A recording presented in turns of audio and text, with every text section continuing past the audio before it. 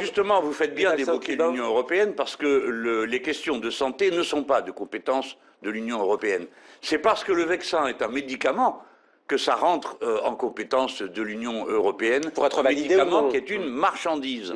Ils le considèrent comme une marchandise. Mais à l'heure du danger, je ne connais aucun règlement et je ne m'occupe que d'une chose, la protection des miens, au moins des Français. Est-ce que vous leur conseillez ou pas de se faire vacciner avec AstraZeneca, si ça leur est proposé? Je ne suis pas médecin, vous êtes incroyable. Mais vous êtes candidat à la présidentielle, Jean-Luc Mélenchon. Et alors vous pensez, quand on est candidat à la présidentielle, tout le monde est obligé de devenir aussi fou que les monsieur Macron, prétendre savoir tout sur tout. Donc vous diriez, moi je sais pas, demandez à votre médecin généraliste, par exemple. Par exemple, ce serait une réponse. Mais il y a une chose que je dirais, c'est qu'il faut faire venir le vaccin russe maintenant, alors qu'on sait depuis novembre qu'il est efficace, alors qu'on sait depuis novembre que les Russes proposent de produire sur place. Mais je ne pense pas que la Russie a proposé qu'il soit soumis à validation par l'agence européenne.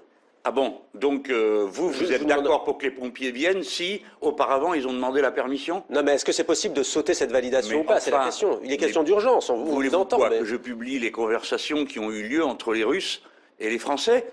Mais tout le monde sait que les Russes ont proposé aux Français d'établir une ligne de production. Donc il y a une russophobie qui fait que... Non, pas une russophobie. Il y a une aliénation aux décisions américaines qui fait que les dirigeants français, plus que d'autres Européens, font strictement ce que les États-Unis d'Amérique leur permettent de faire. Pardon de vous dire que, je le répète, 57 pays dans le monde acceptent ce vaccin. Je ne vais pas parler que de ce vaccin, il y en a d'autres. Je dis qu'il faut que tous les vaccins puissent être disponibles et qu'on puisse choisir.